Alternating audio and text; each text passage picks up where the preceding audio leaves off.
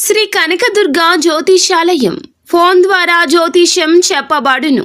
కుటుంబ సమస్యలు, వ్యాపార సమస్యలు, భార్యాభర్తల సమస్యలు, ఆరోగ్య సమస్యలు, సంతాన సమస్యలు, కోర్టు సమస్యలు, ఇలా మీరు ఎన్నో సమస్యలతో బాధపడుతున్నారా?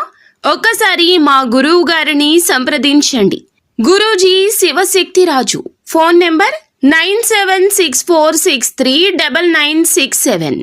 100% స్త్రీ పురుష వశీకరణం చేయబడును. ధారాళంగా ఏడుస్తారు మీరు. ఏం జరగబోతుంది ఈ రోజున, ఎటువంటి ఫలితాలు అయితే కలగబోతున్నాయి తదితర అన్ని వివరాలు కూడా వీడియోలో తెలుసుకుందాము. వీడియో మీకు నచ్చితే తప్పకుండా లైక్ చేయండి. మీ లైక్ మాకెంతో సపోర్ట్ అండ్ ఎంకరేజ్మెంట్ గా ఉంటుంది. ఇక ఆలస్యం అనేది ఏ మాత్రము కూడా లేకుండా మనం ఈ వీడియోలోకి వచ్చేద్దాము. ముందుగా వీరి గురించి తెలుసుకోవడం చాలా ముఖ్యమండి. ఎందుకంటే లక్ష్మీదేవి స్వరూపులు ఈ రాశి జాతకులు. ఎదుటి వారిని కష్టాలలో ఆదుకోవడం, సాయం చేయడం, మంచి మనస్సుతో మాట్లాడడం, నవ్వులు వారి మోము మీద ఎంత కష్టమైనా ఎట్టి పరిస్థితుల్లో ఉన్నా కూడా పోయించడం, ఎదుటి వారి కష్టాలకు ఆపన్న హస్తాన్ని అందించడం, అంతేకాకుండా నేను ఉన్నాను అంటూ భరోసా ఇవ్వడం, అందరి మంచి కోరుకోవడం, త్వరగా పరిచయస్కులైనా పాత పరిచయస్కులైనా చక్కగా పొందికగా మాట్లాడడం ఈ రాశి జాతకుల నైజము. మేలు చేసిన వారిని జన్మలో ఇక మరచిపోరు. కొత్త వారిని, పాత వారిని అందరినీ కూడా ఒకేలాగా చూస్తారు. ఎవరికి ఇవ్వాల్సిన గుర్తింపు వారికి ఇస్తూ ఉంటారు. కానీ కొన్నిసార్లు మనోచాంచల్యత ఎక్కువ ఉంటుంది. మాట విషయంలో అప్రమత్తత ఈ రోజున అయితే చాలా అత్యవసరము. ఎవరికైనా మాట ఇచ్చే విషయంలో, ఎవరి మాట అయినా సరే వినే విషయంలో, మీరు మాట్లాడే విషయంలో కూడా ఈ రోజున తగిన జాగ్రత్త తప్పక తీసుకోండి. ఎప్పుడు కూడా ఖాళీగా కనిపించరు వీరు. ఏదైనా సాధించాలి అనే పట్టుదల మాత్రం అత్యధికంగా ఉంటుంది. అయితే ముఖ్యంగా ధనుసు రాశి వారి జాతకులు ఈ రోజు దినఫలాల ప్రకారం చూస్తే గనక ఖచ్చితంగా ధారాళంగా ఏడుస్తారు. ముఖ్యంగా రాత్రి 9:25 తర్వాత ఒక పెద్ద అశుభవార్త ఫోన్ ద్వారా వినబోతున్నారు.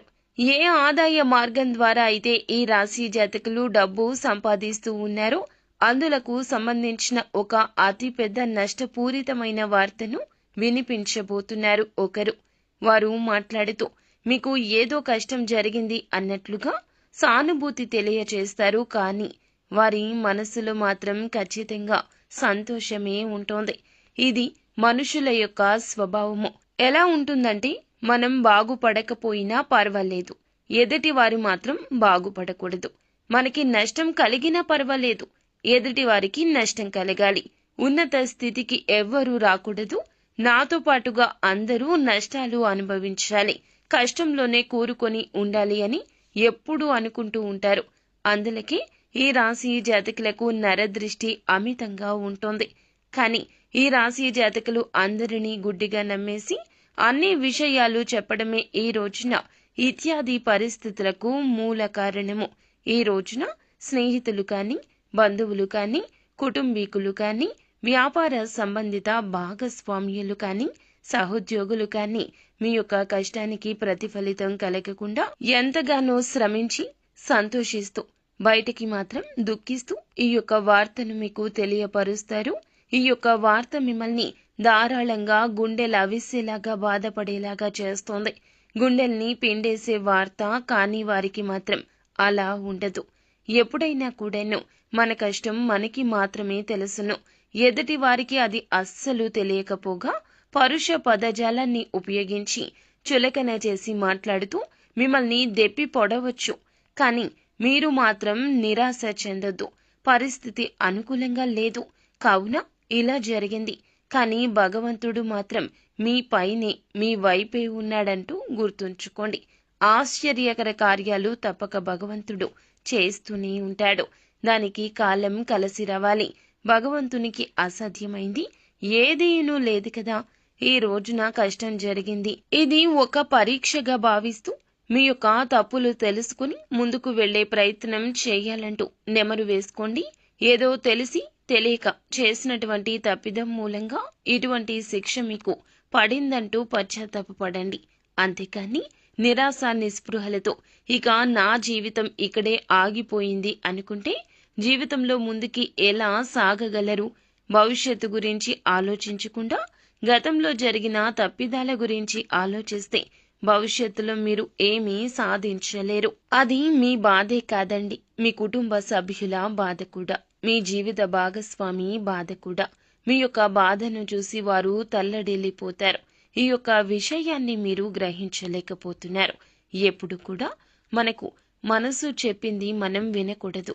మన మనసు ఏదైనా చెప్తుంది, కన్ను వెళ్ళిన చోటికి కాలు వెళ్ళకూడదంటూ మన పెద్దవారు ఎప్పటికప్పుడు చెప్తూనే ఉంటారు.